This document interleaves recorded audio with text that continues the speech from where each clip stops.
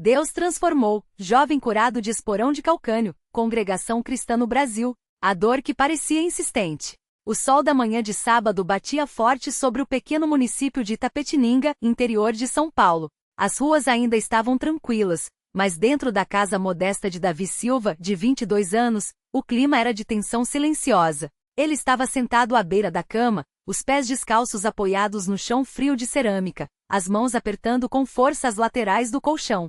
Cada movimento, por menor que fosse, parecia perfurar seu calcanhar esquerdo como se uma faca invisível o atravessasse. Meu Deus, de novo, murmurou entre dentes, enquanto tentava se levantar. A dor era tão intensa que suas pernas tremiam. Ele já havia tentado de tudo: remédios, pomadas, exercícios, até mesmo as famosas receitas caseiras que sua avó, Dona Maria, insistia em preparar. Nada adiantava. O diagnóstico médico era claro: esporão de calcânio, uma calcificação óssea que crescia como um espinho em seu pé, causando inflamação e dor insuportável a cada passo. Davi era um jovem trabalhador. Desde os 16 anos, ele ajudava o pai, seu João, na pequena marcenaria da família. Mas nos últimos 6 meses, a dor havia se tornado tão limitante que ele mal conseguia ficar de pé por mais de 1 hora. Os clientes começavam a reclamar dos atrasos, e seu João, embora compreensivo, não podia carregar sozinho o peso do negócio. Filho, hoje você não vai conseguir ir pro culto, né? Seu João entrou no quarto, segurando uma xícara de café preto, forte como ele gostava. Davi balançou a cabeça, frustrado. Não dá, pai. Só de pensar em ficar em pé por 2 horas, ele fez uma careta ao tentar apoiar o pé no chão novamente. E ainda tem a ceia, como eu vou ficar ajoelhado? Seu João suspirou, passando a mão pelos cabelos grisalhos. A gente ora, meu filho. Deus não nos abandona. Lembra do irmão Paulo? Ele estava com problema na coluna, quase não andava, e na última campanha de jejum, ele foi curado. De repente, ele estava pulando no culto. Davi conhecia a história. A congregação cristã no Brasil era cheia de testemunhos assim. Mas naquele momento, a dor falava mais alto que a fé. O culto que mudaria tudo. O templo da CCB em Itapetininga era simples, mas acolhedor. As paredes brancas, os bancos de madeira envernizada, o púlpito ao centro e acima dele, a placa com os 10 mandamentos em letras douradas. O som dos hinos cantados à capela pela congregação enchia o ar com uma melodia que para muitos era um bálsamo para a alma. Davi não estava lá. Em casa, ele ouvia o culto pela rádio Boas Novas, o braço radiofônico da CCB, que transmitia os cultos ao vivo. Sua mãe, Dona Ana, sentada ao seu lado, segurava a Bíblia aberta em Tiago 5, 14, 15. Alguém entre vós está doente? Chame os presbíteros da igreja, e estes façam oração sobre ele, ungindo-o com azeite em nome do Senhor. E a oração feita com fé salvará o doente e o Senhor o levantará. Mãe, eu já orei tanto, Davi respondeu esgotado. Será que Deus não está ouvindo? Dona Ana colocou a mão em seu ombro. Ele ouve, filho. Às vezes, a resposta demora, mas ele sabe o momento certo. Vamos pedir aos irmãos que orem por você hoje. Enquanto isso, no templo, o presbítero Rodrigues, um homem de voz firme e olhares penetrantes, conduzia a reunião. Ele havia notado a ausência de Davi nos últimos cultos e, após a pregação, fez um chamado. Irmãos, nós temos um jovem aqui entre nós que está passando por uma prova difícil. O Davi, filho do irmão João, está com um problema sério no pé. Ele não pôde vir hoje por causa da dor, mas nós sabemos que onde 2 ou 3 estão reunidos em nome de Jesus, ele está no meio deles. Vamos orar por ele agora. Um murmúrio de concordância percorreu a congregação. Mãos se ergueram, cabeças se curvaram. O presbítero Rodrigues pediu que todos se ajoelhassem. Pai Celestial, nós te pedimos pela saúde do irmão Davi. Tu conheces a sua dor, conheces o seu coração. Sabemos que pela tua palavra os enfermos são sarados. Estende a tua mão, Senhor, e cura-o, para que ele possa te servir com alegria. Em nome de Jesus, amém. As vozes se uniram em um coro de amém, que ecoou pelas paredes do templo. A visita que trouxe esperança. Naquela mesma tarde, enquanto Davi descansava no sofá, tentando aliviar a dor com uma bolsa de gelo, ouviu batidas na porta. Quem será? Dona Ana se levantou para atender. Era o irmão Mateus, um diácono da congregação, acompanhado de 2 jovens cooperadores. Boa tarde, irmã Ana. Viemos visitar o Davi. O presbítero Rodrigues nos pediu para vir orar com ele. Disse o irmão Mateus com um sorriso tranquilo. Davi, surpreso, tentou se levantar, mas a dor o impediu. Não precisa, irmão. Fique à vontade. Disse, forçando um sorriso. Os 3 homens entraram e se sentaram ao redor dele. O irmão Mateus abriu sua Bíblia e leu Salmos 30, 2. Ó Senhor, meu Deus, a ti clamei por socorro, e tu me saraste. Em seguida, ele pegou um pequeno frasco de azeite de oliva consagrada para unções. Davi, nós vamos orar por você. Deus é poderoso para curar. Você crê nisso? Davi sentiu um nó na garganta. Eu quero crer, irmão. Mas é difícil quando a dor não passa. O irmão Mateus assentiu, compreensivo. A fé não é a ausência de dúvidas, Davi. É a decisão de confiar, mesmo quando não vemos. Vamos orar. Ele ungiu o pé de Davi com o azeite, enquanto os outros 2 irmãos impunham as mãos sobre sua cabeça. A oração foi simples, mas cheia de fé. Senhor Jesus, nós te pedimos pela cura do irmão Davi. Remove esse espinho que o aflige, como removeste as doenças de tantos que confiaram em ti. Dá-lhe forças para crer, mesmo quando a dor fala mais alto. Em nome de Jesus, amém.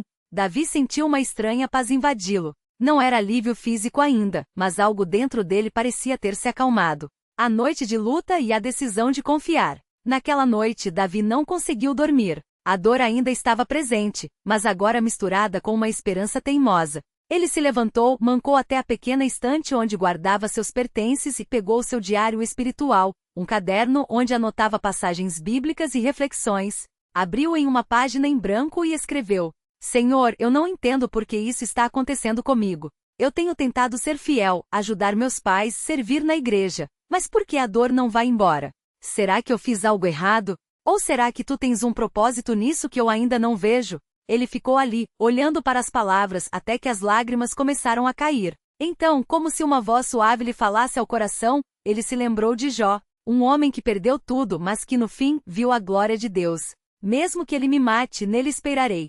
Sussurrou citando Jó 13h15. Ele fechou os olhos e orou. Pai, eu entrego isso nas tuas mãos.